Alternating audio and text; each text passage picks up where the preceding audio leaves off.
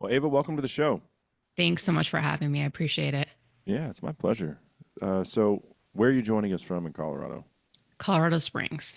So that's home. How's the weather? It's beautiful here in Texas. So, we get I like know I'm 20 I'm days of spring, so you better soak it up because then it's hot as hell. right. Yeah, no, it's Colorado is, I mean, they always say like if you don't like the weather, just hang out and wait 24 hours. So Yeah. it's beautiful right now. It's in the 70s, but this weekend it's supposed to snow. Oh, So nice. yeah, it's good Yeah. times. I I swore off California years ago. Like the last time I went was for a buddy's wedding. Mm. I just after being there, altercations with homeless people, I was just like, I'm never coming back here. I still come to Colorado though. Like I took the kids skiing. I still have a lot of points there for Western big game draws that I'm going to burn in the near future. Not because I hate Colorado. They changed their point system and they went from like preference points, like weighted, like the more years you've been applying, the better your odds are. Well, they Hmm. took half of those and they're making those totally random. So I don't have a problem with that. Like I think it's great to have random draw, but if you've been building points for a decade or whatever, it Yeah. negatively affects you. So Yeah. time to burn them. So I'm coming back to Colorado. I think I told you this when you had me on your show, but in November I'm coming for a mule deer hunt, public Nice. land. Yeah. So Well, enjoy it while you still have the freedom, I guess. yeah, right. Um, so tell us about yourself. What do you do for a living? So I started off in 2013 as a firearms instructor. Previous before that, I am from Colorado. I'm a native, but I was living in New York City for 8 years. I went there for college and then worked for the New York Yankees. And then in 2013, I became a firearms instructor. And then I started making content that took off. And I guess now you'd say I prefer like content creator than influencer. I don't like that name. I mean, Um, influencer could just be some girl like in a bikini, Yeah. right? Like, Like when you think influencer, you just think of like OnlyFans or something, which I don't have. yeah, And so yeah, so I create content that is around firearms. And then a few years after that, I think in 2017, I started a podcast, which is now called the Ava Flanell Show. So uh-huh, very similar to you. yeah, And yeah, and that's basically what I do. And then as of 2023, I started getting heavily involved in politics. yeah. And I know there's like maybe that's not all positive being involved in the political side of things. It's stressful. I mean, it would be a lot better if I was working in a state that wasn't filled with Democrats. I mean, Yeah, Democrats they hold the majority in the House and the Senate, but it's definitely work that needs to be done. And as they say, if you want to see change, you have to be that change. So hmm, that's why I got yeah, active. yeah. What was it like living in New York City? Because I have spent a little time there. My wife, when we were dating, she lived there for 2.5 years after she graduated college and started her nursing career there, just because she'd always wanted to live there. And Yeah. so I would, I probably went up there 8 or 10 times, and for me, it was a cool place to visit. I don't think I could have ever like lived there, but Yeah. there's I a don't there's the appeal to the Big Apple. Yeah, I don't think I could live there now. I have to Oh say, hell the no. older I get, the more I just want to buy a cabin in the woods, and as long as I have Wi-Fi, I'm good. Yeah, yeah, But so I was there from the age of 18 to almost 26, a month short of my 26th birthday, and I loved it. I thought that it was just amazing. There were so many opportunities coming from Colorado where it was like, and there wasn't much to do. And really in New York, I mean, you can do everything. It's actually it happens to be a beautiful state. I don't think uh, people realize that, but if you go out east to like Long Island, you have beaches which aren't that beautiful, but like you still have that, and you have the wineries. And then if you go upstate, it's really beautiful. And so it really is like a beautiful state. And I loved it. I just thought that it was great. Went to college there, graduated in 3 years. But then the longer I stayed there, I'm like, okay, it is really competitive. I thought that by graduating in 3 years, double major, that I'd have all these opportunities, but I mm, graduated in 2008. And that's when the economy collapsed and there was like nothing to do. I bartended for 10 months before landing a job with the New York Yankees. And then have you even really lived if you haven't bartended? bartended, I know. I I mean, learned I did it in college as well. I You know? learned so much about bartending, and like bartending really is, I think working in that environment teaches you quite a bit. I mean, it teaches you some really good skills that you can apply. I mean, you basically have to figure out how to talk to anybody, and communication's key. How many Mm, people nowadays don't even communicate well? Especially, I hate to say it, but like a lot of people in their 20s, they're still living with their parents. They, play video games all day and they're not really getting out and communicating. yeah. So, yeah. And then after that, after that, working for the New York Yankees, which everybody's like, wow, what a cool experience. It did have its perks and it was cool, but you got paid crap. I think at the time I was getting paid 35,000 a year, which if I wasn't with my boyfriend at the time, I would not have been able to survive. Mm. And I kept sticking it out thinking, okay, I just need to have it on my resume. And then after that I could work wherever. But then I ended up coming back to Colorado and becoming my own boss. But it's still, I mean, all of those experiences taught me skills that I use today. I'll tell you what I got paid my first job out of college, $30,000. Or what state were you in? Because that matters. Texas, like East Texas. We had to move. We got married, got back from our honeymoon, packed up all our crap, moved to Texarkana, which is I don't know, it's grown a lot, but smaller Mhm. town in East Texas. And yeah, I was getting paid 30 grand to work 80 hours a week at the radio station. Wow. And I loved it. But Yeah. then, like you said, the economy crashed and I got laid off. And I was like, well, we signed a year lease here. I was like, went to my boss who owned the station. I was like, what can we do? He's like, I'll pay you $21,500. I was like, done. And then he couldn't even afford to pay me that when Dang. a lot of our advertisers went out of business, and so he's like, I Yeah. just can't afford to keep you.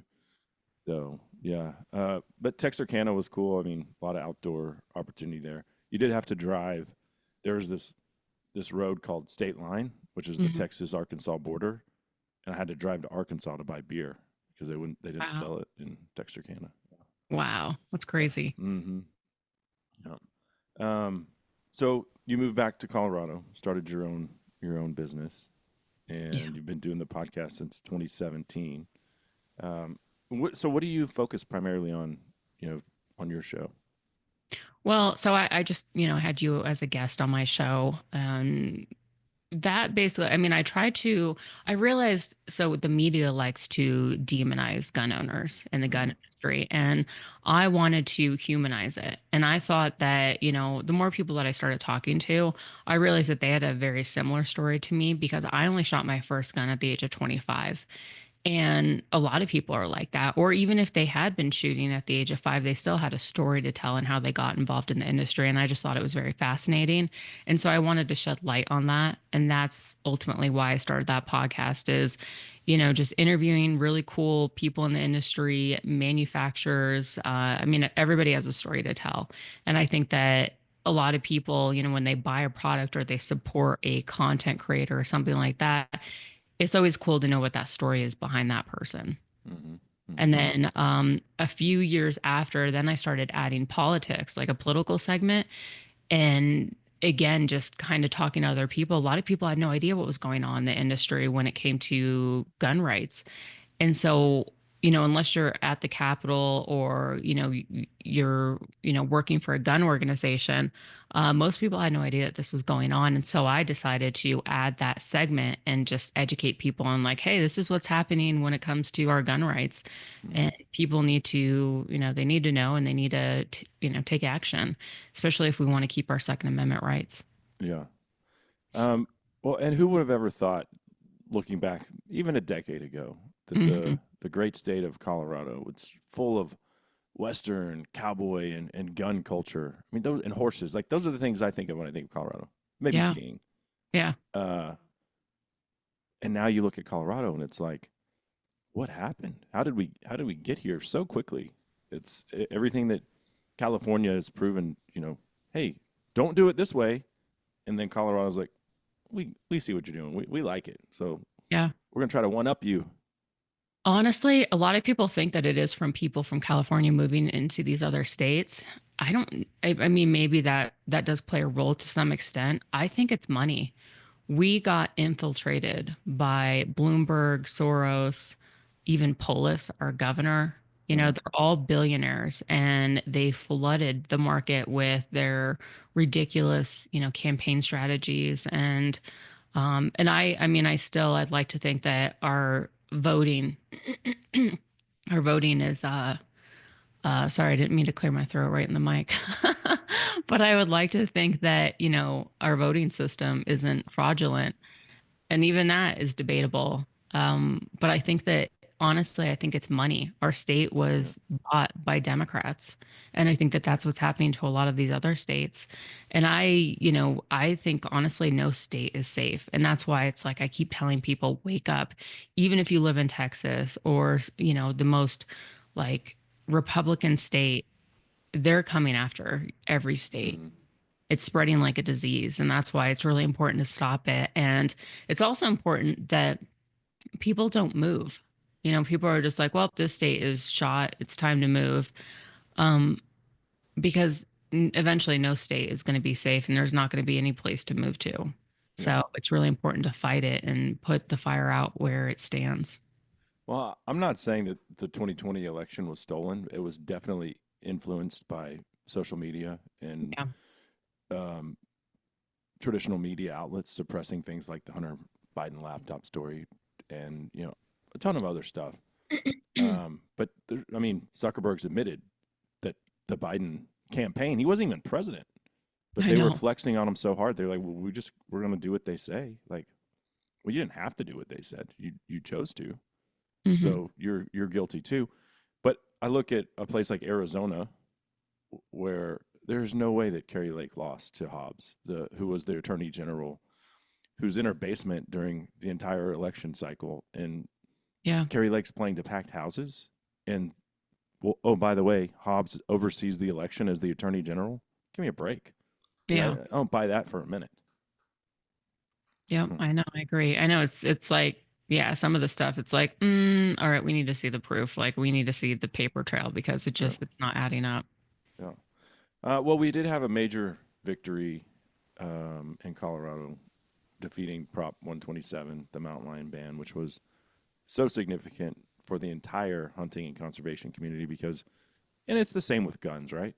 But Yeah. if the antis would have won there, like, boom, okay, we proved we could do it in Colorado. What state's next? We're coming for you. Mhm. And they just tried it in Arizona to ban mountain lion hunting. It was just with hounds, but they failed on that one too. So that's two major blows that they've been dealt in recent memory. And I didn't think, really did not think we were going to be successful in Colorado. What was the vibe there as someone on ground level? Yeah, I have to say I didn't think that we were going to be successful either, because the way that they word this, and it's like, oh, everybody's like, oh, save the little kitties, like people shouldn't be hunting these animals anyways. I learned a lot about mountain lion hunting and lynx and bobcats, and it's stupid that they even included lynx because it's illegal to even hunt lynx. Yeah. So it was kind of ridiculous that they included links on that ballot measure. But I learned quite a bit. I made a video because I knew, I'm not much of a hunter, but I knew that this was a way to, you know, a way to come after the gun industry. Well, And they're all the same people. The anti-hunters or exactly. anti-gun, they're the same crowd.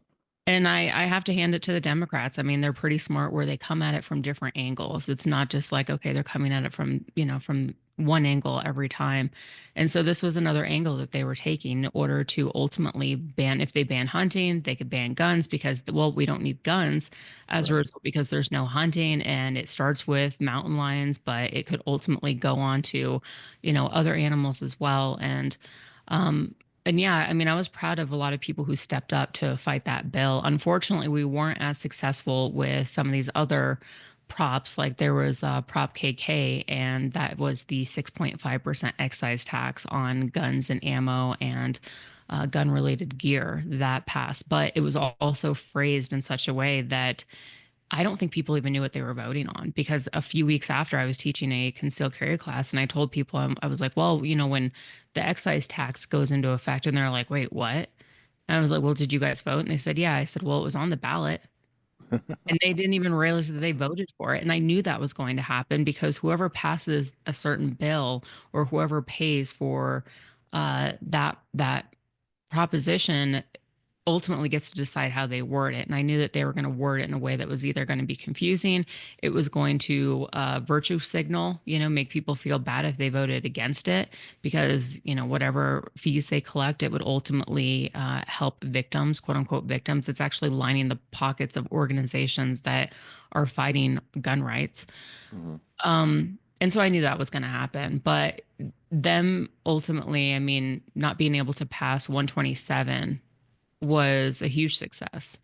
And I think also it brought a lot of hunters to the ballot boxes, because they say ultimately gun owners, hunters, they typically don't vote. And so I think that woke up a lot of hunters and it got them active into voting, which Mm. also helped to some degree as well. Yeah. Well, and the crazy thing is, guns and ammo already have a federal excise tax on them that Yes. sportsmen put on themselves in the 1930s, the Pittman-Robertson Act. So now Hmm. it's being taxed double. Yeah. And I don't know, where does Colorado appropriate that extra 6.5% that they're getting now on top of the federal excise tax? So the bill actually, or the law, just went into effect April 1st. As far as appropriate, what do you mean essentially with Like, that? where do they allocate those funds for? What are they spending that money on? So that's what they said, that it's helping victims who have been part of mass shootings or any sort of shooting. And that goes to organizations like Everytown and Moms Demand Action, Gee. because, yeah, so it's like cool, nothing like So lining the they're pockets of taking the the enemy. money from firearm and ammunition sales and reinvesting it against them. Hmm. Yeah. uh, that is rich. Wow. Yeah. Uh, um, well, it's well documented, well, on this show, that I detest your Governor Polis. And with the whole wolf reintroduction thing was, we knew it was a bad idea then. It's proven to be, I mean, ask a rancher Yeah. in Colorado. It's not going well. It's kind of been a PR nightmare, I think, for Polis. Um, but he's not really the one pulling the strings. It's his husband, this dude Marlon Hmm. Rice, who is the animal rights activist behind the whole thing, who's obviously got the governor's ear. He's married to him, right? Yeah. But that's kind of the behind the scenes reality of what's going on in Colorado, and it's a shame, um, but like you said, thankfully we defeated 127, and maybe that will at least stem the tide for a while as far as the animal rights activist movement in Colorado. Hmm. But you're dealing with these firearm issues frequently, and another one just passed. And I was aware of this, but you can go into more detail on this bill that you didn't think Polis was going to sign. So tell us about the bill, and why did you think he would refuse to sign it? So we're talking about SB 25003. And initially it started off as just pretty much a straight up ban. People are like, well, no, it's not a ban because, the On what guns? so it affects all semi-automatic rifles, shotguns, and gas-operated handguns with a detachable magazine. The caveat was that this wasn't a ban because you can buy that gun. The magazine just had to be permanently fixed. What Do gun do what? you know of permanently affixed? The magazine had to be permanently attached to the gun. So what gun do you know of? There's one AR manufacturer out there, a very small company. They're not very successful. Other than that, I don't know of a single gun that has a permanently fixed magazine, and that's why this was a ban. It's like saying, well, we're not trying to ban vehicles, but moving forward, any vehicle that we sell has to have a permanently fixed gas cap. You can't load the car with gas. Uh huh. So you can still buy these guns, but the magazine had to be permanently fixed. And so, And who was responsible for that? it was Everytown. Everytown wrote this bill, and then it was Senator Sullivan and Gonzalez. Okay, but like the firearm manufacturer isn't going to permanently fix the magazine to the gun. I So mean, then, how whose responsibility does that become? It's the FFL. So the FFL has to figure out how to permanently fix this magazine into this gun. And we asked them that, and a few of the legislators were like, "Well, I don't know, maybe epoxy, weld." It's like, are you kidding me? There's a Wow. reason why these semi-automatic guns have a detachable magazine. That's so that you can properly load the gun, you could properly unload the gun, you could properly clear a malfunction. With the magazine permanently fixed, there is going to be so many accidents if you figure out how to load that magazine. And so that's how it started off, which was blatantly, this is a ban. Again, they're just getting smarter and they're coming at it from different angles. And then after a month or so, I think, well, I want to say a few weeks into it, then when it went to the Senate floor, Julie Gonzalez came out with a amendment and it said, okay, well, fine. You can buy these guns with a detachable magazine, but you have to either have a hunter safety license and take a 4 hour class, or if you don't, then you have to take a 12 hour class divided into 2 separate days. There's more though. So they also got Colorado Parks and Wildlife involved. And initially it was coming from the Colorado Parks and Wildlife Fund. Now it goes from still Colorado Parks and Wildlife, but the Parks and Recreational Fund. They are jeopardizing that Pittman Robertson revenue money. We get about anywhere from 27 to 32 million a year, depending on how many guns we sell. And it says that if there's any sort of misappropriation of those funds, any sort of diversion, that you jeopardize losing that revenue. Yeah, because that revenue is earmarked for conservation initiatives. Absolutely. It's not marked for gun regulation. Right. So, in order to basically buy a gun as of April, or I'm sorry, August 1st of 2026, in order to purchase a gun that has a detachable magazine, you have to go to Colorado Parks and Wildlife. They put your name into a system, which is basically registration.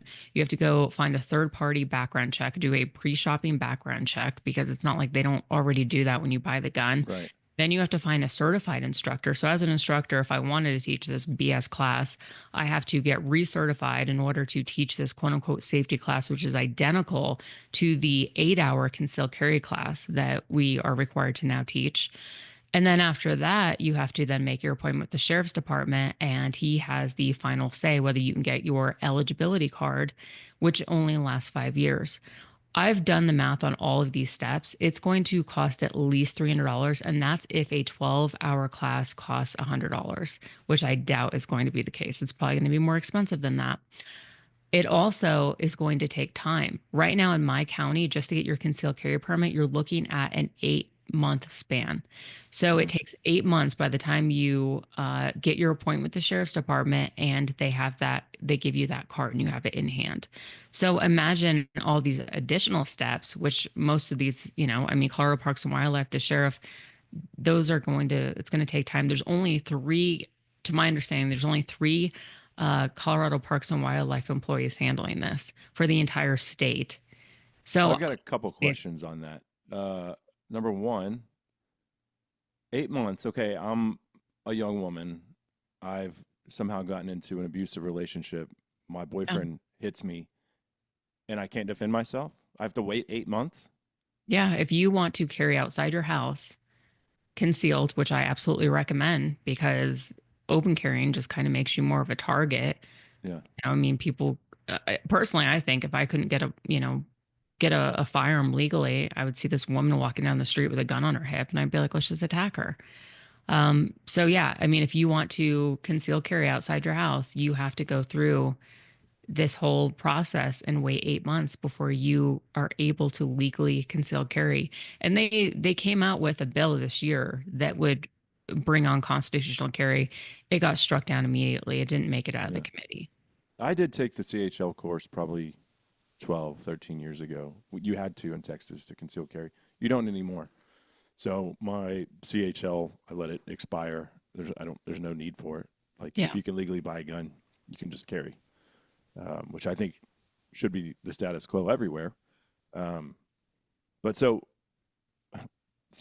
in both of these instances, though, they are taking money put into the system by gun owners, sportsmen, and reinvesting it to attack their rights. Hmm. That's I don't even understand how that is allowed. But I mean, the state's overrun with Democrats. You said all The money is the main thing, the funding, Soros, all that stuff. Yeah. But that's insane. Yeah, it's ridiculous. And they're framing it as like, well, I mean, you should just all you have to do in order to exercise your Second Amendment rights is just get training and do a background check. So it sounds great to the average person. Like, yeah, we get training, like we have to do a driver's test to operate a vehicle. Why shouldn't we get this training to have these high-powered operated guns? I mean, just the stuff that I'm seeing in the paper is ridiculous. Not realizing that, well, you know what? A lot of people can't afford $300. Yeah. And we're not talking about, these low income criminals, which a lot of people think that this is going to affect because typically, if you're low income, that automatically, makes you a criminal, heavy sarcasm. But we're talking about, single parents, a single mother, a college student who is barely getting by, a person who's on a fixed income. I mean, And your now, gun is they- $400. That's a lot of money. yes, And then you basically double that with the fees just to wait your 8 months to get it. only to have it for 5 years. And then you have to go through it all over again. Ugh. Yeah. So That's gross. I mean, it's incredibly frustrating then trying to educate these people on the reason why this is a screwed up bill and why it's unconstitutional. Yesterday, I went to the Capitol and I stood next to all of the House Republicans, and they submitted a letter to the Trump administration asking them to look into this for the constitutionality of this bill because it's clearly not constitutional. And even I mean, this has been struck down in other states like Illinois, for example. That FOID card, because you had to pay $10, got struck down by the court because you shouldn't be putting a price tag on your Your rights. Second Amendment. Yeah. Yeah. Yeah. And so imagine now, we're going to be the most expensive. All of these other states that implement something similar, the class is not that long and the class is typically free, Huh.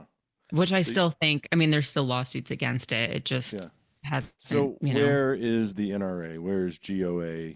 Uh, where are these organizations as far as, investing in this fight with you?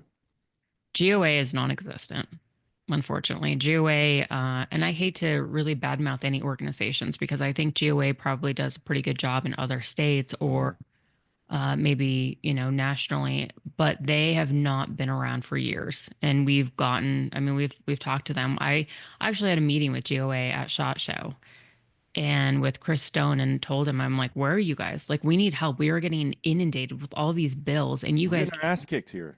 yeah, I'm like, you guys can't even, throw a lobbyist at Colorado to fight some of these bills. And so then he started putting out emails, and all the emails were wrong. Huh. He literally, the first email he put out was contact when the bill first went to the first committee, which was in the Senate, and it was military affairs and services. He put out an email saying, okay, contact all of the committee members. He put out the following year, all those committee members, which they're not even in that committee anymore. Wow. I contacted him and was like, that's the wrong committee. He also put out an email saying that Republicans actually voted for this bill. I was like, no Republican in the House or the Senate has voted or supported this bill whatsoever. And that's what pisses me off is because as it is, people, gun owners specifically, they don't vote. So when they see that, okay, we potentially have some quote unquote rhinos, then they're going to be like, well, I don't even know who to vote for anymore. So, if we have Republicans that are voting for this bill and Democrats, it's like, what's the point of even voting? I don't even know. Yeah. So that misinformation doesn't do It's hurting us. anybody. Yeah. Yeah. And we need more Republicans more than ever. I mean, they are, they, the Democrats make up the majority in the House and the Senate. We're talking, what is it, 22 House Republicans to, uh, I think it's 30. What am I trying to? I think it's 33. No, 43. Mm. 43 Democrats. So it's like they're almost double. Yeah. Um, NRA has stepped up. They actually have been putting out good information. They've been sending out alerts via text message, email. They have a lobbyist. Sometimes two lobbyists show up. That's encouraging. I did Yeah, an interview, like a 2 hour conversation with Jeff Knox. He's a board member of the NRA, and he reached out and he was like, "Did we talk about this on your show?" no. Oh, So he reached out, and I don't have a good history with the NRA. Yeah. They I did me mean, dirty. Came yeah. after one of my sponsors because I told one of the guys like, "You're not doing your job." And his name was Andrew Arulanandum, and he was Wayne LaPierre's right hand man. And Hmm. all I was doing was, and I never told this story until that interview with Jeff because I didn't want to publicly bash the NRA. Like that wasn't. Yeah. I didn't want to do that. I believe we are stronger with a Hmm. healthy NRA. And so even though I had a personal vendetta, um, because this dude, I was like, hey, Obama was president at the time, and I was like, Wayne wrote this great piece on potential risks, things that Obama might try to implement in his second term. And I was like, let's get Wayne on, get our pom poms, go NRA, rah rah rah. And all I was trying to do was get an interview, and he was like, yeah, we want to do it, we want to do it. And he this, I'd send him an email every 2 weeks, and he would just kind of blow me off, be like, hey, yeah, we're still going to do it. And then after 3 months, I was like, listen, dude, it's kind of past at this point, and Hmm. I'm not really interested. And I said, I deal with PR people every day, and I don't know how, like, you're not doing your job correctly.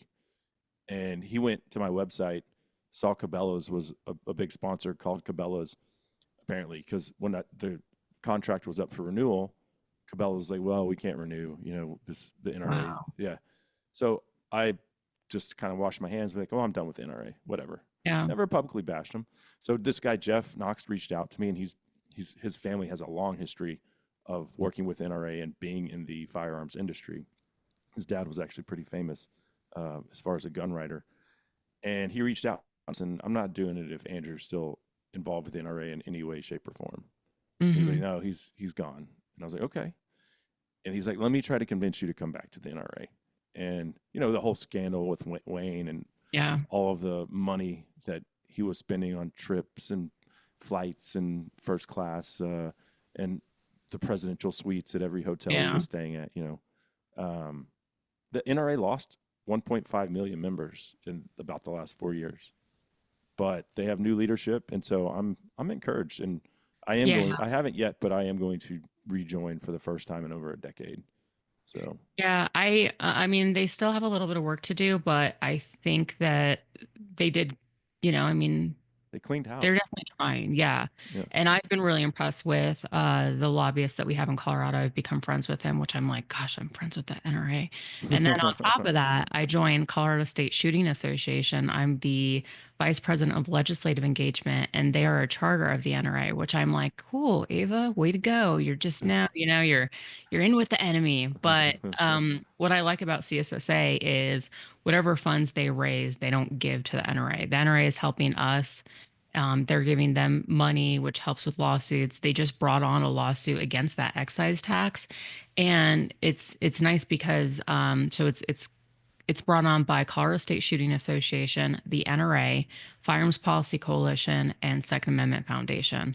So they're Okay. all basically paying a quarter of the lawsuit, and it's going to help significantly. So it's kind of nice that those organizations came in to help Colorado. There is going to be a lawsuit with SB3.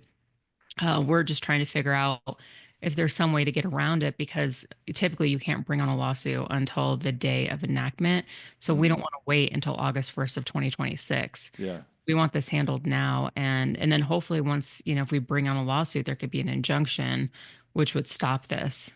But yeah, ultimately, I mean, this is what I've been doing is I'm like, all right, well, I guess I have to join with these other organizations and amplify them. And it's good to have another, like a local organization that's fighting. I've been really impressed with what Colorado State Shooting Association's been doing. They've been around for 99 years, but it was under a lot of other, very similar to the NRA. It was under uh, other people that, I mean, they didn't have too many members. They weren't really doing much, to help. It was more of like a shooting organization.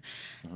And then they got all new founders, all new board members in 2020, and they've really kind of stepped it up, and they've been doing a great job. So I asked you, well, a while ago, um, and we've kind of you've given us the background of everything that you're fighting against. But going back to that question, why did you think Polis wasn't going to sign this bill? Oh, sorry. No, There's that's so okay. and I also It was the least important of the two yeah. part question. Okay. So Polis that I've heard has, he wants to eventually run for president. I don't even know if that's true Can you anymore. imagine Kind of all the hearsay. first man? I know. Like, cool. What happened to the United States? I mean, Right.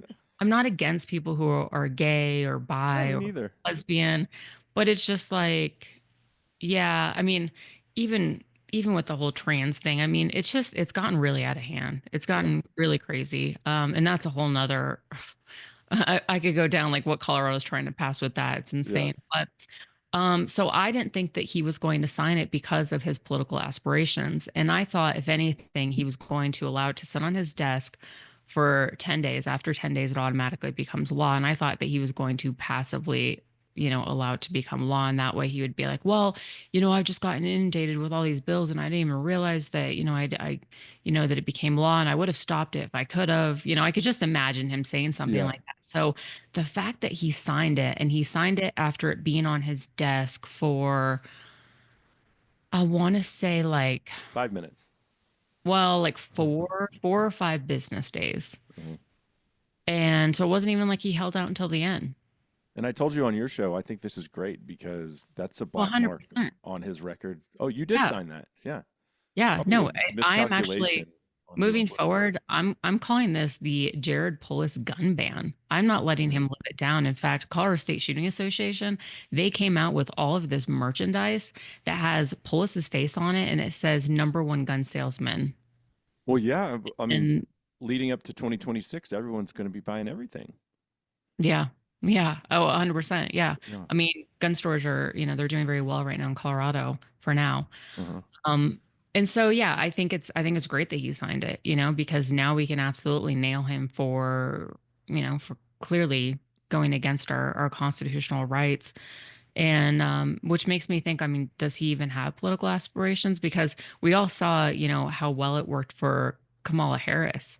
Yeah. Even her being like, well, I own a gun. Like, oh, okay, what, like a black gun? And she's like, a Glock. I own a Glock.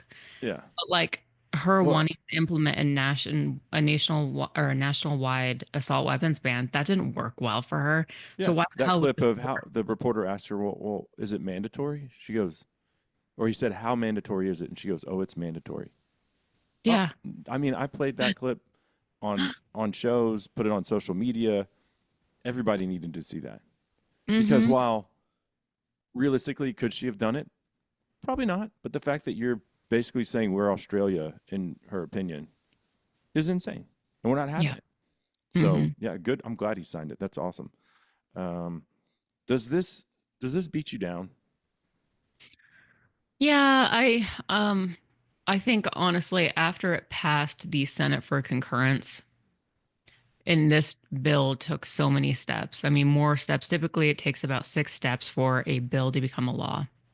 And this had way more steps than that. It had to go to appropriations, it had to go to a finance committee, then it had to go to the House, then the Senate, back to the Senate for concurrence. And once it got passed by the Senate for concurrence, I was just like, dang, nothing like spending 3 months of your life fighting this bill. And that's what I did.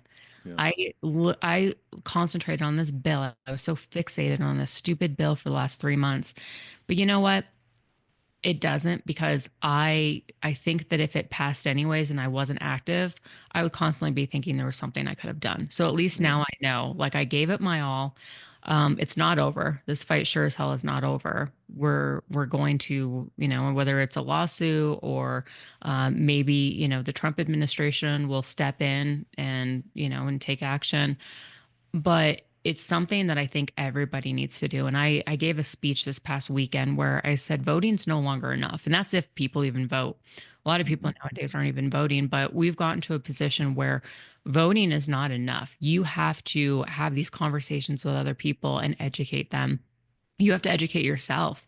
Most people don't even know what's going on at the Capitol.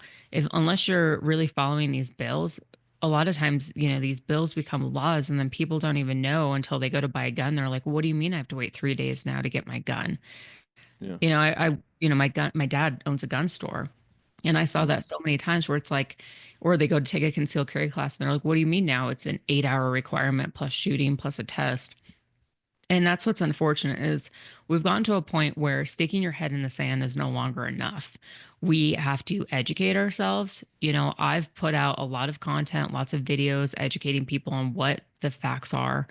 And it's a 20-minute video. Watch it, educate yourself, and have these conversations with people. Talking about politics is we're at a point where it's like we need to talk about politics, even with Yeah. strangers. We need to vote. We need to encourage people to register to vote, and let them know why these bills are wrong. And Mm. so, yeah, I don't know. I mean, if anything, I think I'm excited to see what the future holds because even this past election, we were able to flip 3 House seats to Republicans. And I didn't realize this at the time, but Republicans have not gained a seat in 10 years, the Wow. House Republicans. Mm. And 2026 is coming up. It's approaching. We're going to have another election. And I think that maybe this is all opening up people's eyes and maybe we can finally restore Colorado. It's going to take some time, Hmm. but nothing, even California, they voted 40% of the people voted for Trump. And that's Yeah. California. So people have to remember that like nothing is permanent Hmm. and things can change. Um, I've taken a lot of flack over the years for wading into politics. And it's like people are like on social media will comment, "What does this have to do with hunting?" I'm like, Everything. I mean, okay, I'm not shy about commenting on the trans stuff as a father of 3 young kids. Yeah. Um, but if you can't see that it's all connected, it's all the same Hmm. people that are coming for Yeah. your rights, want to mutilate kids, want to take away your right to hunt. Those are all the same people, Hmm. and certainly on the gun side of things, um, folks are like, well, what does this have to do with my right to hunt? I'm like, if you can't connect the dots, then I can't help you. Yeah. It's like, how stupid do you have to be? Like you said, stick your head back in the sand. Hmm. Um, but I would say over the years, it's shifted from people being like kind of shocked, like, why is this guy talking about this stuff? To where now most of the comments, feedback, emails, direct messages, all that stuff is thank you so much for talking about this stuff because other people, hunting influencers, celebrities, what do you want to call them? They don't want to talk about it because they don't want to alienate their customer base. I And I'm know. like, it's cost me a lot of money because my social media platforms don't grow. All these other people that don't touch those kind of issues, they're thriving. Hmm. But I don't care. I sleep sound at night. I'm going to keep doing what I'm doing. And I think I have gained a lot of respect from, and I tell any potential advertiser, like up front, hey, if you're shy or squeamish on any of these things, then this isn't a good fit. And Yeah. and used to when I started out, I would take $200 from Jim Bob's fishing guide service on Lake Texoma just to make him a commercial. I mean, because I was just trying to break even or not lose Yeah. money. Yeah. Um, and now I guess I put myself in a position where I don't work with anybody that doesn't share on some level kind of the same values. Yeah.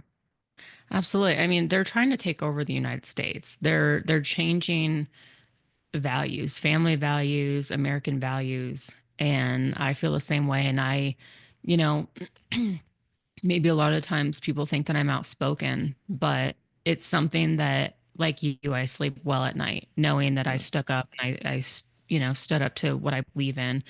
And it has cost me a lot of money. I mean, to date, I've not received a dime for anything that I've done. Going up to the Capitol, paying for gas, all of that comes out of my own pocket. Yeah. And I have lost some sponsors, and it is what it is. But at least I know that I put my money where my mouth is. Not only do I enjoy shooting guns and exercising my Second Amendment rights, but I'm also going to fight for them. Mm-hmm. And I'm going to fight to keep, families together. I mean, right now, Colorado is trying to pass a bill that if you don't go by the child's preferred pronoun, name, and gender, that you now risk having your child taken away because it's considered child abuse. I saw this and I saw that it passed 7-4 for like out of the House committee meeting Yeah. on a partisan vote. The 7 Yeah. Democrats all voted for it. 4 Republicans were like, no. So now it's moving to the House, and we'll Yeah. see. Probably will get passed It's there and then go to the Senate. yeah. It's I mean, oh, Misgender your absolutely. kid? And How about no? My kid was born with a penis, so he's a boy. yeah. The end. Right? Well, I think about when I was a child, I was a little bit of a tomboy. And thank God my mom wasn't like, oh, we got to get her a sex change. She must be, she wants to be a boy because I like to play in mud and collect bugs. Yeah. Yeah. No, It's it's it's just, insane. And I yeah, saw too.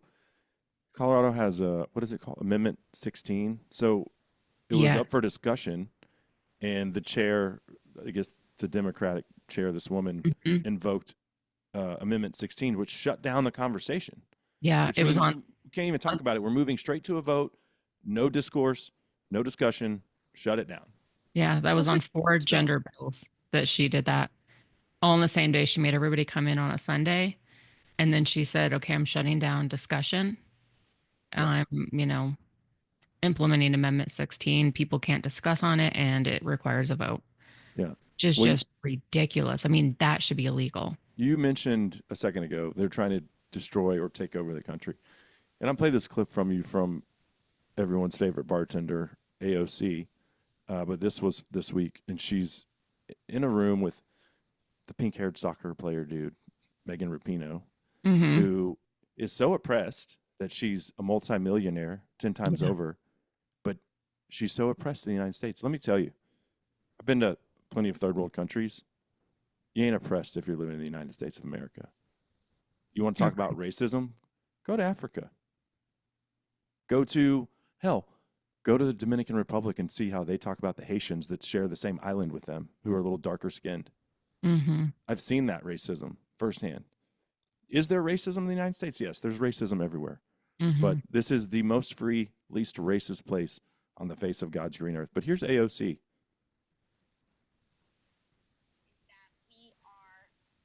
We are, perhaps we are in the downfall of the broken way. This was not built to last.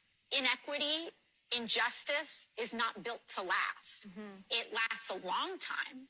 It could last hundreds of years, but ultimately it crumbles into this, a small cohort of incompetent people that create damage. And from that, something new can spring. And so maybe something is declining right now, but maybe it deserves to decline. The other way, She's talking about socialism, Yeah, I equity. know. That's what Yeah. she's talking about. Yeah. Socialism. Everybody gets the same. You'll Hmm. own nothing and you'll like it. That's not American values. You know what's scary? I was at the Capitol fighting SB3. That's what I call SB 25003. And they had the AOC Bernie Sanders rally in the park right next Socialist. to the Capitol. It was crazy though how many people attended this. And it was, I mean, granted, this took place in Denver, but people were like, oh, they probably busted in these people and paid them. The scary thing is, I don't think so. Huh. I think that these people are so brainwashed that they actually came there on their own accord. They did say that judging by, so they could track, how many cell phones were active. And of course, they lied about their numbers and it wasn't as much as they said it was, but it was still, I want to say, like at least 20,000 people that attended. They also said that these people had already attended more than, one of these rallies and, and stuff like that. But still, it's crazy. And then I decided to take a break and go to dinner with a few people from National Shooting Sports Foundation, Uh, NSSF. And we were walking through, and of course, these people look exactly at how you think that they would look, like a blue bunch of hair, hippies that just want all the handouts. tattoos, piercings, Yeah. fat. Yeah. Yeah. Just like they need therapy. we were we want abortion. Hey, lady, no man is trying to breed with you, so I think you're Yeah, good. I know. I know. But it's still, it's like, it's just scary that people have gotten to this point that that's what they believe in. Socialism. And it Yeah. makes me feel like I'm the crazy one for wanting to be against it. Well, Like, look at when did I history. become the Show me minority? where socialism has worked. I know. Show me where the people are happy living in a socialist country. They Mhm. aren't. They're trying to leave to come here. Yeah. So, I mean, it's insane. I don't know. Maybe it's you take out a bunch of loans, you've got a bunch of debt, and you've got this worthless degree in women's studies or whatever it is, and you're like, well, somebody owes me something. I know. Where's, maybe that's the mentality. I know. And how did we get here? Like, how did we get to this point where these people think this way, that they're owed something? Because I was always raised that, whatever you want, you have to work hard for. Right. And, you could just be like, oh, I hope for some good luck. It's not about luck. It's about how much effort you're putting into something. Oh, And my parents taught me well. Like they, even when I was a bartender, my mom cut me off financially after I graduated, which she went above and beyond. And when I was, here I am 21 in New York City, and she's like, all right, well, I'm not supporting you anymore. So you have to figure it out. And I'm like, the economy just collapsed. I thought I'd have all these giant jobs lined up because I graduated in 3 years. But I made it work. And I actually saved up so much money. I was able to afford my own 1 bedroom apartment in New York City on, I think it was 71st Street. And I don't know, maybe it was on the east side. So it was a good area. And, but that's what you do is like you figure it out. You don't think, okay, woe is me. And, somebody owes me something because at some that is point in not my the life I was American wrong. dream, right? No, That's not what made this country great. no, not at all. Yeah. And and then, take responsibility. I think that, you decided to get this ridiculous degree that you can't use. I mean, I think that alone is like you don't necessarily need a degree to do well for yourself, but you decided to put yourself through college, take on these student loans. You weren't smart, like financially smart. Actually, I don't know why they don't teach that in school. Is like, hey, if you take out a credit card, it's not free money. You can't Yeah. just rack up your credit card and then be like, oh, how am I going to pay it? And then, declare bankruptcy or something. But really, we've reached this point where people are just not taking. They're not. They're not taking. They're not accepting like what they did. Like they got themselves into this position, and there's always ways around it. As long as you're not handicapped, you could always work and earn money Yeah. and figure out a solution. Yeah. Well, but that's the problem again with the Democrats is they want to give them handouts so they keep voting They for them. want them to be relying on the government. Mhm. Yeah. Sheep. Good sheep. Yeah. I know you said you're not a big hunter. Have you hunted? Would you hunt? And if so, what would you like to hunt? So to date, I've shot an alligator. That's right. Yeah. So funny. And then some Where did you do that? I did it in Florida, in Okeechobee, Florida, Uh-huh. and I shot the alligator. Um, and that was like really kind of terrifying for me because I felt bad. I had nightmares leading up to it. I had nightmares after. I think that hunting is something that should be taken seriously. You're Yeah. ending an animal's life, and you absolutely should consume that animal that you end. And I realized that, I realized the responsibility of that, and I think that's what scared me. I've also shot some like prairie dogs, and I felt bad about that because they're the size of my dog. Yeah, and I mean, no one's eating a prairie dog. Yeah, no, But that we did not eat. the But landowners don't want the prairie dogs there. And no, so here's they the are. reality: they're gonna poison them. Yeah, Actually went on a prairie dog hunt one time with a buddy. He's like, "Man, I got this place. It's loaded up. Bring your 22 250. We're gonna just go to town." We get there, ghost town. The landowner had poisoned them like the week before. No mm. prairie dogs. But see, then they suffer more. It's Yeah, such a gruesome death if they eat poison, and it's like why not just put them instantly out of their misery and it's better shoot. if they just explode on impact, right? Yeah, exactly. But it's interesting that you brought up hunting. So I'm actually applying for my hunter's safety license. And even yesterday I had lunch with this woman who she takes people on these guided tours for mountain lions. I Oh. don't think I've reached a point where I want to shoot a mountain Not lion. a I guided don't tour, a guided hunt. It's not a Yes, yes, a tour. We're guided trying to hunt. kill Yeah. something. Yes. Yeah. Yeah, gosh, Ava, if you're going to be a hunter, you got to get the facts straight. You're dipping your Um, toe in the water. I respect that. That's awesome. Yeah, so I think maybe I'll start off with like a turkey, a deer. I'm also sponsored by Federal Premium, Mhm. and they've always been like, "Hey, if you want to hunt, let us know." And but again, then it's like one of those things where I'm like, if I shoot something, I'm going to consume it. And I'm also not much of a cook, but I noticed that you have recipes on your website. So I'm like, all right, Dated, as you cool. mentioned. Yeah, it needs A to be little updated. dated, Yeah. but it's still a recipe's a recipe. And, if I need to make my deer taste not so, gamey, then Uh, cool. yeah. Um, so yeah, I'm gonna do that. The problem is that getting your hunter safety license is taking a lot of time. I didn't realize, I thought that it was just an online course, but I Uh-huh. think you have to take an online class and then you have to meet up with somebody in person. I guess that part is taking a long time. Yeah. Well, every state's Oh, different, so I'm not sure what hoops you have to jump through in Colorado, but good for you yeah. for taking the initiative and Yeah. and Well, and I think it's also just important to know because everybody's just assuming that the world's not going to come to an end, that we're not going to have some huge collapse. Because if we continue to go down the direction that we're doing, I mean, I don't doubt that there's eventually going to be something bad that happens. And I would at least, I would want to know how to like provide for myself. hmm hmm I think everyone should know how to do that. Everyone should know how to, how to use a firearm, how to grow their own food, how to hunt. There's certain things that I butcher, think that clean, that's a big component that especially for exactly. someone that hasn't done it before, and Yeah. that's I that can mean, be intimidating, I think, and an oh yeah. obstacle for like, okay, now I shot this animal. What do I do? Absolutely. I mean, I wouldn't know what to do. How And does this become food? I didn't Oh, it's realize just a too dead that animal. there was like a time limit to it as well. I'd be like, all right, cool. I shot this deer. Let's come back in a few days, make some food, you know, Yeah. cut it open. It like smells like crap. Uh-huh. Yeah. I didn't realize. I mean, what is it? You only have a few hours, right? And then Yeah. ultimately like the body temperature, like cooks the meat itself, hmm something like that. Or unless No, it's true. Yeah, that's okay. always a concern when you're elk hunting or most pronghorn seasons are in August, where regardless of where you are out west, it's hot as hell, hmm and so that's the one where you've really got to get the animal skinned and quartered quickly, Yeah. or yeah, that meat can start to go pretty bad. Um, but speaking of you know the direction of the country, uh, obviously this election changed course.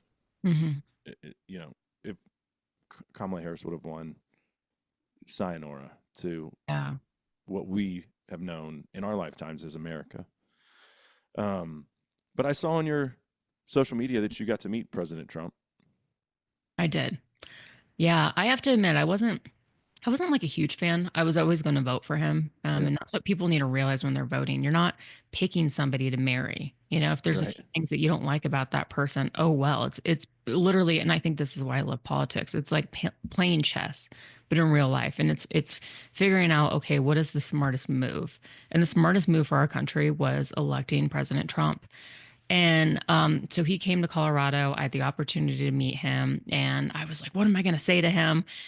Kind of freaking out. And then as soon as they took us backstage to meet him, I think it was Secret Service or maybe his campaign um, manager or something, but they were like, okay, no speaking to him.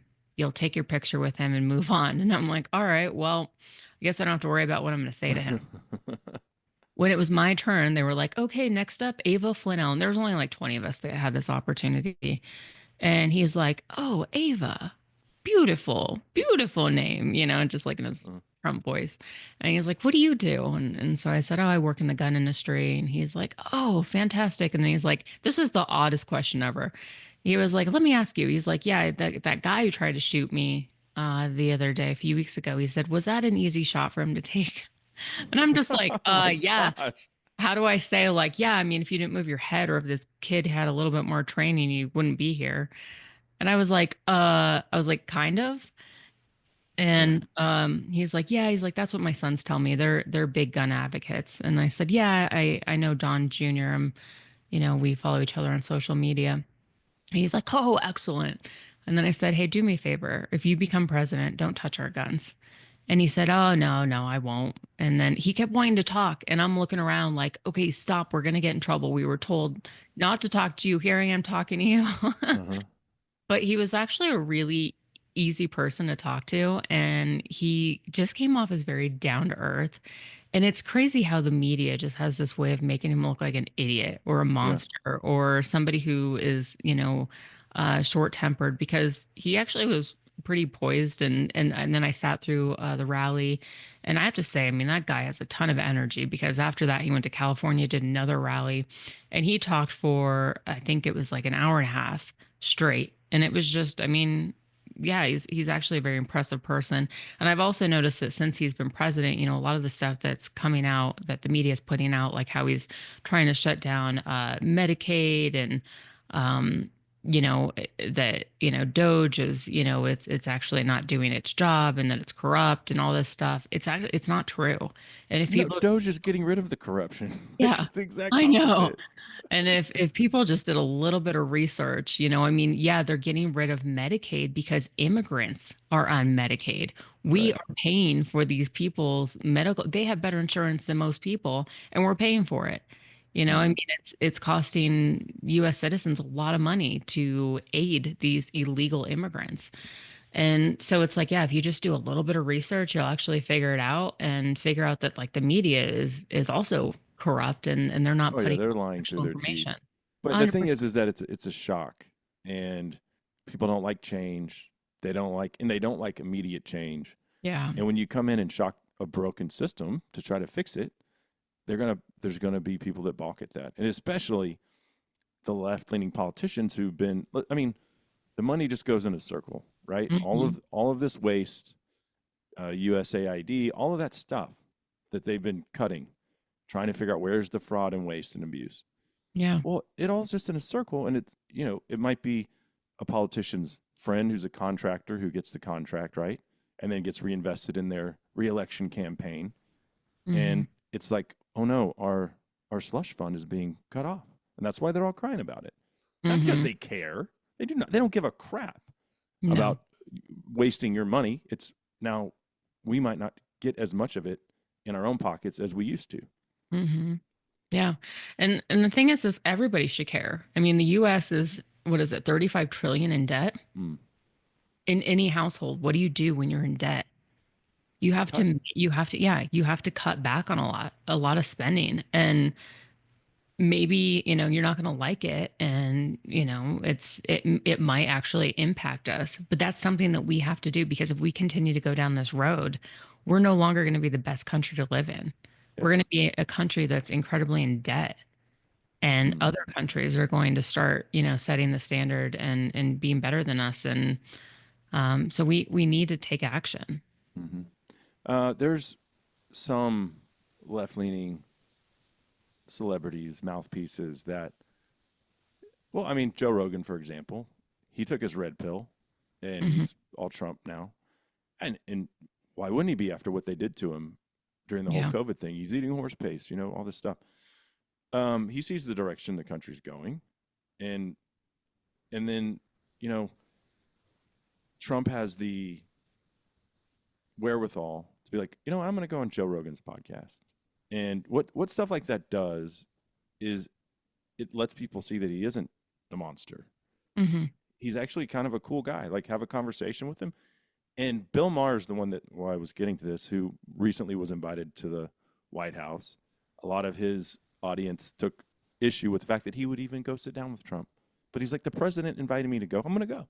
Yeah. And then I saw his recent monologue where he was kind of recounting that.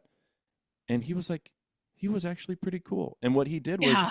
to his audience, he humanized Trump Hmm.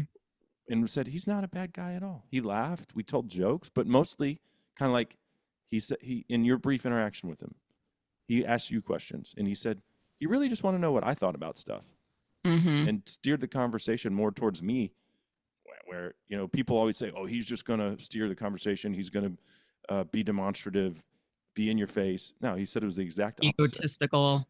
Hmm. Yeah. Yeah. And I Yeah. think in his first term, he probably was a little bit more like that, Yeah. Yeah. but he's changed. You get shot, you get persecuted for 8 years for stuff that's asinine, that, like, all the stuff in New York where they changed the statute of limitations so that they could have some girl trump up some BS charge about sexual assault. Yeah. And uh, he's in court in 3 states, New York, Florida, I think Georgia, plus DC, for nonstop. Hmm. Like, yeah, it changes you as a person. And, Hmm. and, and I think some people it might make him more angry, but he's kind of chilled out a little bit. Yeah, I agree. His tweets aren't as bad either. Yeah. That was the only thing I was like, can, for the love of God, can somebody just take, I'm like, okay. Don't tell him not to tweet, but maybe have someone proofread it first. Like, Yeah, I know. yeah, maybe Yeah, maybe don't hit send on that one. You know? exactly. Yeah. I mean, Yeah. again, like, he's not perfect. But after I met him in person, I definitely was more of a fan. And Donald Trump Jr. is also very similar too. I just saw him in January. Uh-huh. I was telling him about my interaction with his dad, and he's just, again, I mean, for as much money as they have, they actually are very down to earth and just kind of like, yeah, I think they just want to kind Yeah. of be treated. I mean, you could tell Donald Trump Jr. just wants to be treated like a normal person. Right. And I could almost kind of relate to him to a degree because my dad's a political figure. He's done very well for himself, and everywhere we go in Colorado, everybody always recognizes him. And it's just, and I don't know. I could almost kind of see where he's coming from, where it's like, oh, I just want a normal life. I just want to Yeah. be, like, yeah, my dad's cool. My dad, like and they seem to have a tight family. And Well, and they already have all the money, right? So when Trump ran the first time, and I don't, I think it was kind of obvious. Like he has an ego, right? He had one of the mm, most popular TV shows yeah, in a decade, right? And he does have an ego. He's been very successful in his life. hmm. But if he didn't love this country, why would he bother with all Oh, I this know. stuff? Like he doesn't need it. That's the thing. People are like, he's an asshole. Well, why is he doing this? Most people after somebody attempted to murder me the first time, I'd be like, Yeah, you know what, maybe this isn't working out. yeah. Maybe Like he I should. doesn't need it. So I think No. there's no doubt in my mind that he wants the best for what's best for this country. Like I Yeah. think he's proven that because all these other politicians, and I think some of them go into it with the right mindset, and then it doesn't take long for them to get jaded. You know, they start looking at their investment portfolio and how much money they have, and then they're bought and paid for. Yeah. This dude already has all the money. He doesn't Yeah. need it. You can't buy him. Can't buy Yeah. him. So yeah, Well, and especially think about how much these politicians actually get paid on paper. In Colorado, they just got a raise. It's 44,000 a year yeah. for the House and the Senate. And it's like, how do you survive on that? Especially now, Well, Colorado is like yeah. one of the most expensive states to live in. But even if you're, like a, I mean, like I just, so it's like, yeah, I don't know. That alone is like, how do you, that's crazy to me. And then the stuff that they go through and, all these, I mean, you're working like 16-hour days. Sometimes you're working weekends. You're dealing with all this scrutiny. Um, I don't know. Well, but on the national front, like they get wealthy very quickly. Like look I at know. AOC. Look at I know, our but doesn't that raise, Crenshaw, Eye Patch McCain, who's a complete rhino. yeah, but doesn't that raise eyebrows?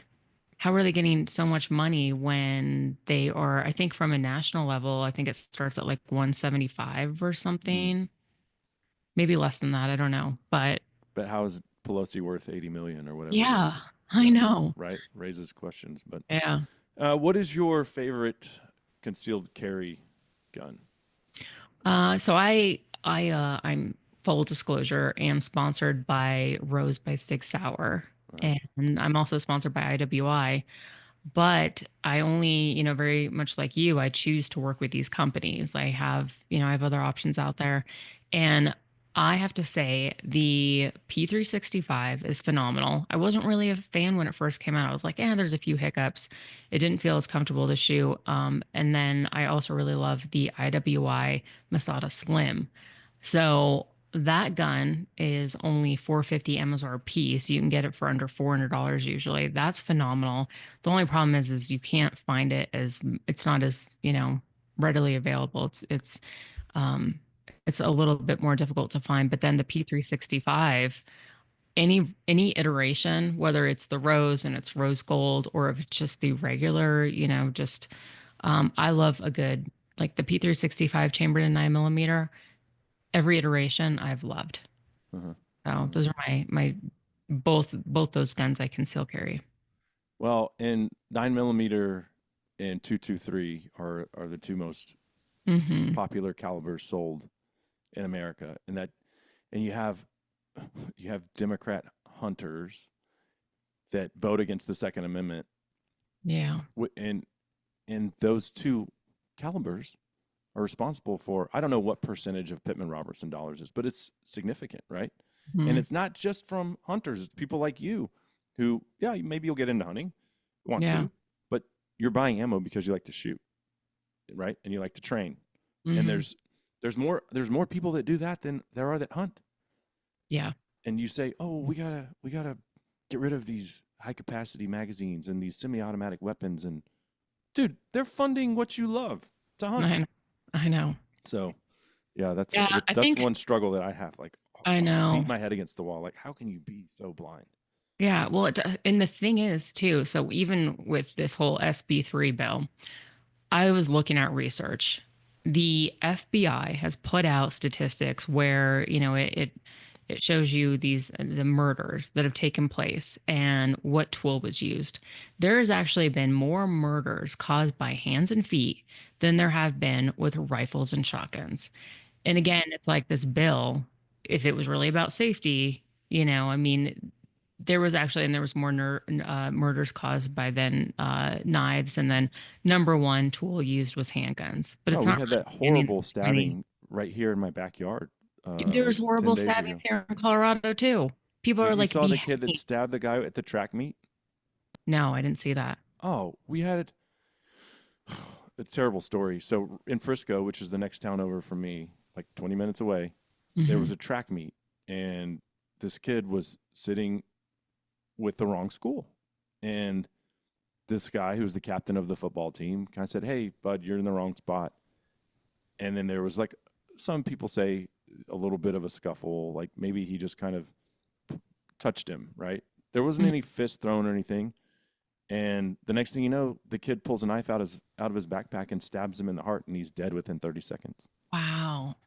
Yeah, and he was arrested, and immediately was like, "Can I claim self defense?" And they were like, and the cop said, "You're suspected of stabbing this guy." He's like, I'm not a suspect. I did it." You know, Wow. and yeah, he's That's the guy crazy. that stabbed him is black. The other guy's white. If it was flipped around, you would have seen it every day on national news. You know, Yeah. um, Dang. it's That's terrible though. crazy. Terrible. Yeah. Well, and they say that, with these, high capacity, magazines that you can shoot or kill a lot more people. And the thing is like there's so many other cases where people have done a lot of damage with knives, with vehicles. I mean, they've killed a lot of people Hmm. just within a few minutes. And so Oh, I that don't crazy really, guy in New Orleans ran over a bunch of people yeah, recently. like I don't stand by that. Yep. I mean, look at even the UK. They banned knives, and there's so many. Yeah, I They're mean, literally trying to ban kitchen knives right now. Like that's what. Like at this point, when are you guys going to take a step back and realize, okay, it doesn't matter what tool they use. yeah, The actual issue is evil. mm-hmm, How 100%. do you handle that? I mean, Well, and then there's only one way, and we're the only country that has it, and that's, you have the right to carry. yeah, Yeah, I mean, ask a British person if they feel safe right now. mm-hmm, They don't. yeah, All these countries wish they had a Second Amendment. yeah, I've spent time in exactly. Canada, and you can get a pistol there. It's like a 3-year process, and then the pistol has to stay in the safe unless you are taking it to the range to shoot it. That's it. Yeah, And then once that's you're how. done shooting, it has to go back in the safe. Yeah, that's how it is in New York too. You have to go exactly from your house to the range. You can't stop for gas. That's It's like, crazy. who wants to live like that? So You know? I know you have hope for Colorado. Um, if things continue to go the way that they are, and you ultimately lose this fight, and it really does turn into California or worse, Yeah. where would you move to?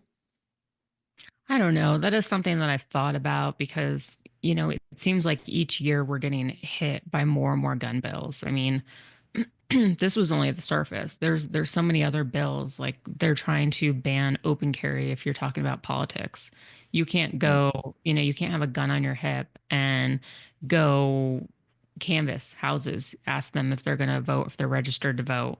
But meanwhile, it's like, well, it takes 8 months to get a concealed carry permit, and people should be able to protect themselves. And canvassing is dangerous at times. I mean, it's proven that, there's been issues and it ends in death at times.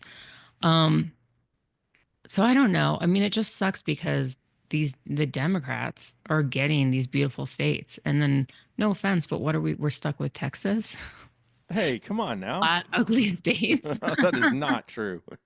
California happens to be a beautiful state, but it's I mean, I Yeah. would move to California. Same with Washington. Washington's a beautiful state. Where does California. marijuana factor into all this, in your opinion? And I'm not anti-weed, I don't care, Yeah. but So I'm it's not like either. it seems like people have smoked themselves retarded in these states Yeah. where, well, and all I have is history to look at. Okay, legalize weed, then we become very left-leaning, and Yeah. I don't know. I'm like connect That's the dots. I do. Yeah. So I'm not again, I just feel like, less government the better, and people Yeah. should be able to do whatever they want to a degree. But Um, I will say that the minute that they legalized marijuana, and Colorado was the first state to do so, that is when our state started to really change. Hmm. And that's when we started getting a ton of homeless. I don't know if people moved here thinking, cool, I've been growing weed in my backyard for years, and, I'm quote unquote like a professional, and I'm going to get a job. And so they just saved up their money and bought a Greyhound bus ticket and moved to Colorado, and then realized, oh, well, we've had, they already had a lot of professionals already like lined up for this, and they didn't get a Yeah. job. But that is when Colorado started. We saw a huge uptick in homeless. Even Denver, you could go to Denver and it was actually a really clean city. And now you go to Denver, there's trash everywhere. There's people shooting up, heroin, tents everywhere. And it's just like, what the hell happened to Colorado?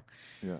Um, Crime. So now Colorado is ranked third for highest crime. We're number four when it comes to rape. We are number one when it comes to bank robberies and car theft. Um, Number three, I believe, when it comes to drug use. Yeah. So, I And mean, and and clearly in your there's some opinion, all this correlation. changed whenever they legalized weed about that And I time. think that Yeah. I mean, again, I hate to be, that person because, I'm sure we have lots of listeners that smoke weed. yeah. Care And party on. I do not care. yeah. But it is worth pointing out that, like, okay, you legalize drugs, and Hmm. then society starts to kind of take a turn towards going down the crapper. Yeah. Well, and then there's also this whole soft on crime politics, or Mm. soft on, I mean, so many people that have committed crimes, like the guy who stabbed all these people on 16th Street Mall. He was out on bail, $100, and then What?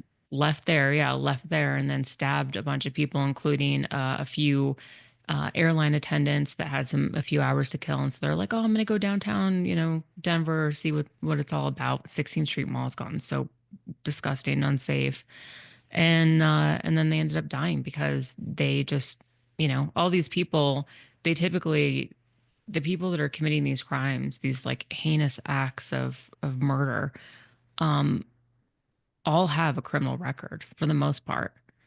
And Mm. so, but they're just, Democrats don't want to criminalize these people.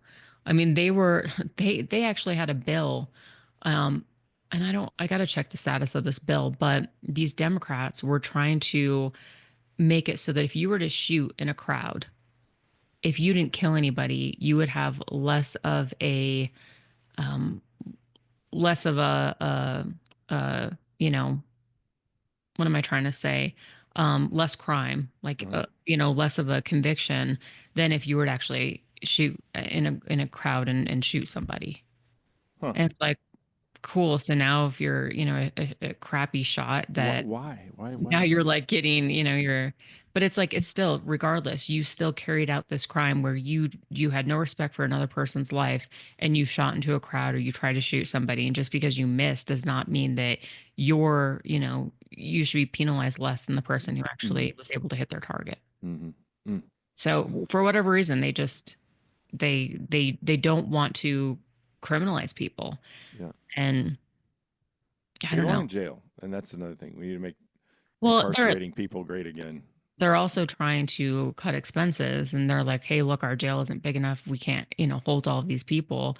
And so if you were, they also just passed a bill that if you, And the irony is that's the incentive. You're incentivizing the rest of the population to want to carry more guns to protect themselves. I know, I know. Like, So recently they passed a bill that if you are out on like harassment charges, drug charges, any of that stuff, that you are not going to be jailed for that. There's no jail time. And we're talking about harassment charges. Like a boyfriend who doesn't take the breakup well, that's typically ends in murder or trying to, attack that person. And so for them to just be like, look, we just don't have the finances to, to house all of these people in jail. So it's like, okay, well, how about instead of taking away my rights and spending all this money, we're talking about millions of dollars, put it towards that jail and expand on jails. Mm. Seems like common sense. Yeah. The common sense left the Democratic Party a long time ago. So, No. Well, as we're wrapping up here, Ava Flanell Show on all the socials, or is it just Ava Flanell? Yeah, so I do have the best place to follow me is really just, so I have two. I have the, Oh, you're making Flanell Twitter Show. great again too. You told me on your show I need to Yeah. reinvest in Twitter. Yes. So I know you're very active on X.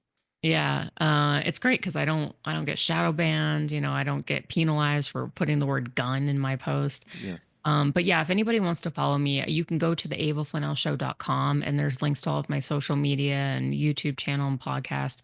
Otherwise, just look for Ava Flanell, and that is my last name is spelled Flanell, one N, two L's, F is in Frank. And on X and on Instagram, it's Ava Flanell _. You have to put the entire thing in, and it's the only profile with a picture. But again, even if you type out Ava Flanell, you have to put that underscore because it won't even populate. Yeah, because you're shadow banned, right? Yeah, like everybody Yeah. else. I'm part of the cool kids club. Uh-huh. All right. Well, hey, I appreciate the time, and keep fighting the good fight in Colorado, because it is a beautiful state, and it It is. deserves better. So Yeah. Yeah. And Yeah. thank you so much for having me. I appreciate it. And then Yeah, my also, pleasure. if people want to learn more about you, it was episode, I think, 395 that you were on. So people can check that out as well. Yeah, super fun. Thanks for having me as well, and you have a great afternoon. You too.